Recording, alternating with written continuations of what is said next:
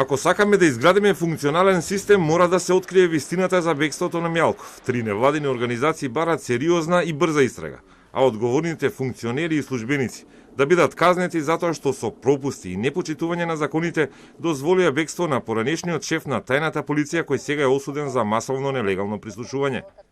После сите контрадикторни изјави, невладиниот сектор бара да се активира и советот на јавни обвинители, за да ги провери сите дамки на непристрасноста искажани во постапувањето на обвинителството за организиран криминал.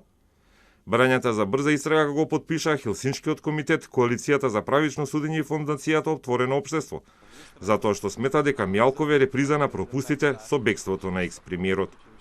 Ние сметаме дека токму лекциите што не се научија, односно тоа што не се лоцираше одговорност за бегството на осудениот поранешен премиер Никола Груевски, донесе до тоа сега да имаме ситуации кога одредени лица стануваат недостапни на органите на прогон и повторно не гледаме дека има соодветна истрага да се лоцираат пропустите кои што придонеле до таква последица.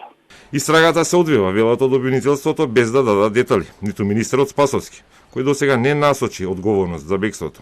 Топката ја префрли на обвинителството. Таму целосно се води истрагата во рамките на јавното обвинителство, сите активности кои што сме задолжени да ги спроведеме, да ја прибавиме докази така натаму, ги прибавуваме и доставуваме до јавното обвинителство, така да кога ќе има можност законска да бидат споделени со јавноста овие детали, сигурно дека тоа ќе биде направено. Мјалков исчезна пред минатиот викенд, кога по анонимни дојави му беше определен домашен притвор. По 40 часа криење, иако со потерница за него. Успеа да се прошета и сам да се пријави во обвинителството за да си го земе решението.